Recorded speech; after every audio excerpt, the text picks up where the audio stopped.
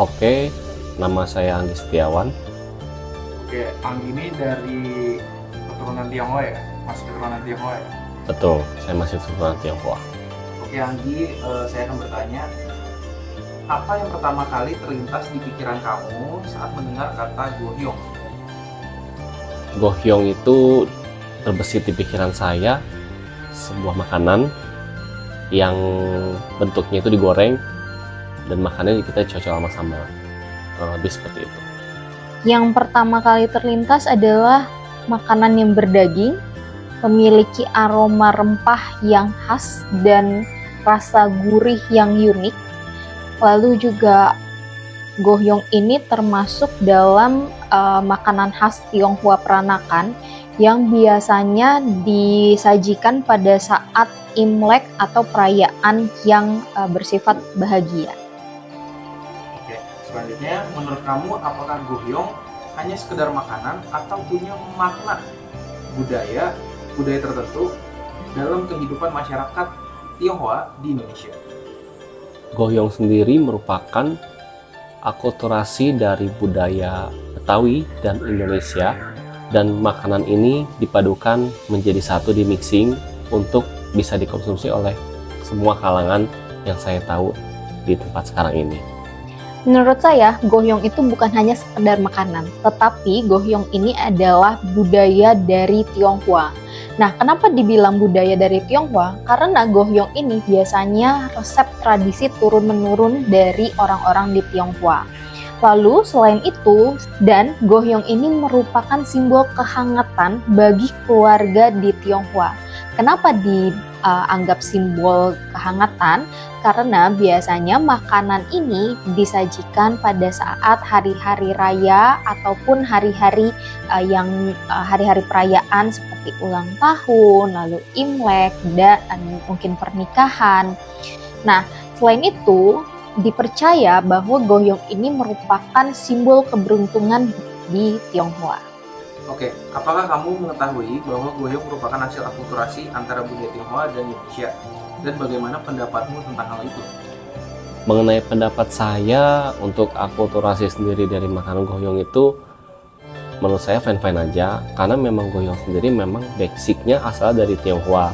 Cuman karena kita di sini mayoritas di Indonesia ini mayoritas bukan Tionghoa semua, gohyong sendiri bisa dimodifikasi dan itu pun sah-sah saja. Yang terpenting makanan itu bisa kita olah dan bisa kita nikmati hingga semua kalangan bisa menikmati, dari kalangan usia kecil, muda, ataupun tua.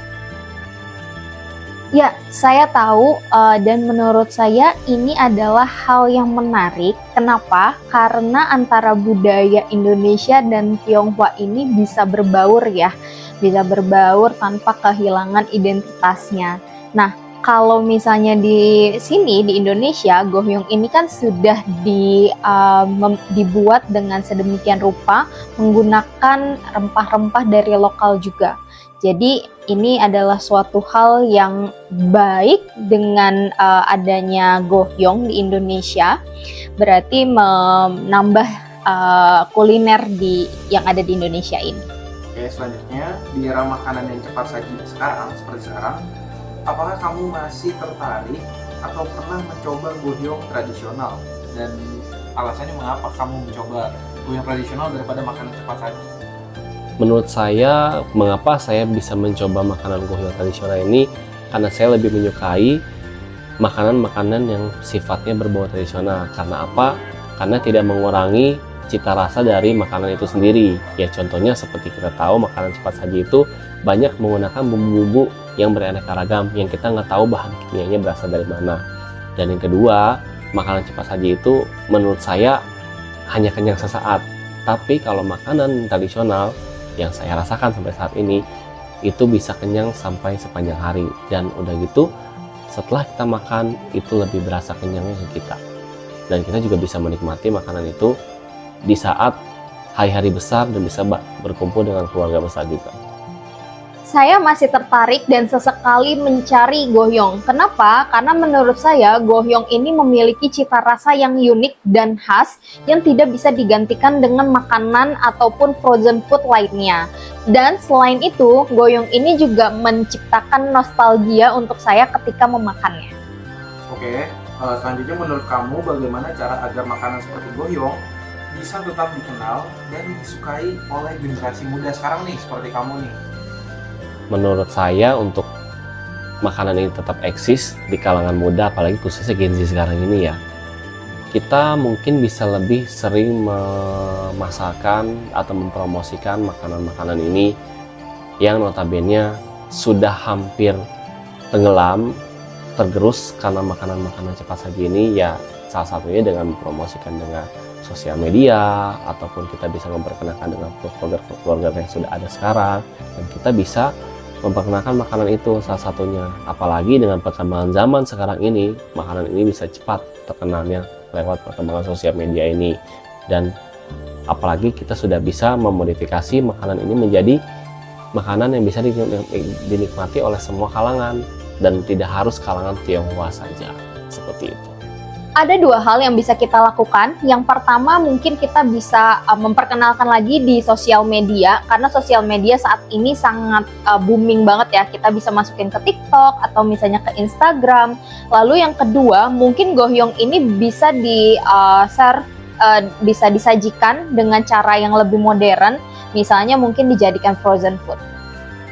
Oke, selanjutnya, apakah kamu melihat kuliner seperti gohyong sebagai bagian dari identitas kamu sebagai Tionghoa Indonesia nih?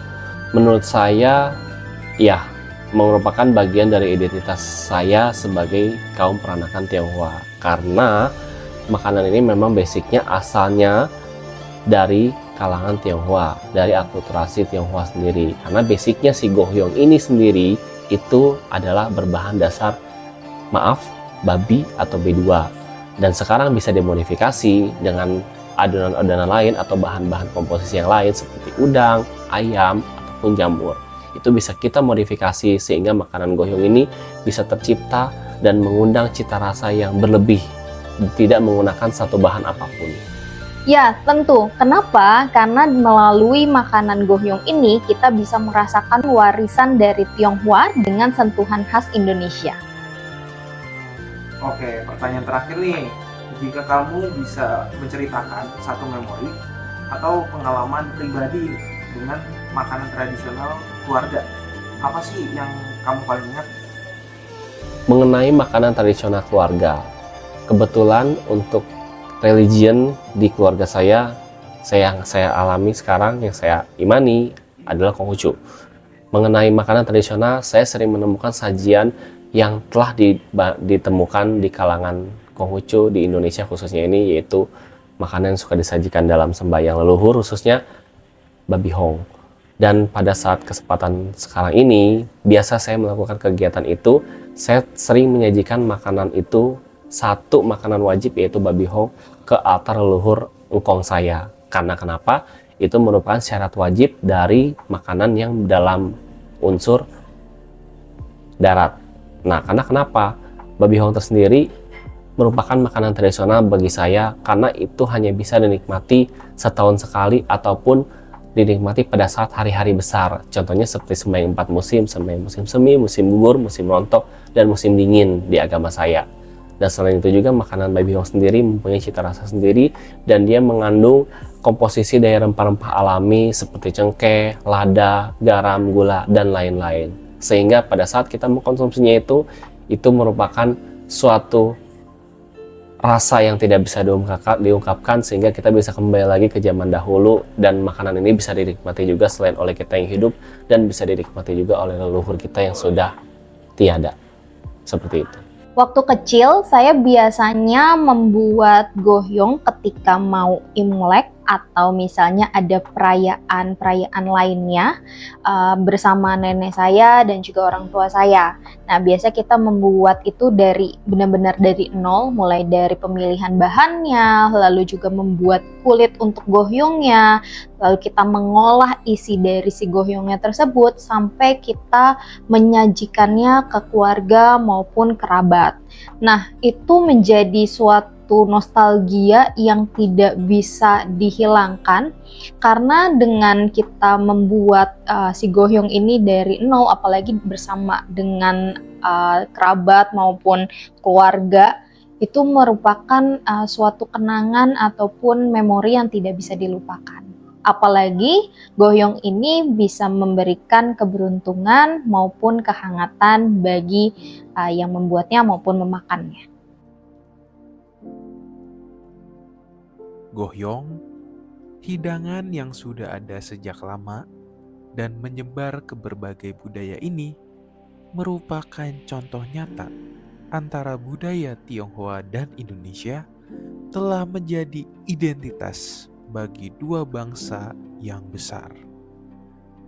Sebuah persatuan bagi tradisi, rasa, dan kisah yang akan terus hidup di masyarakat. Kisah mengenai sebuah perbedaan dan toleransi antar budaya.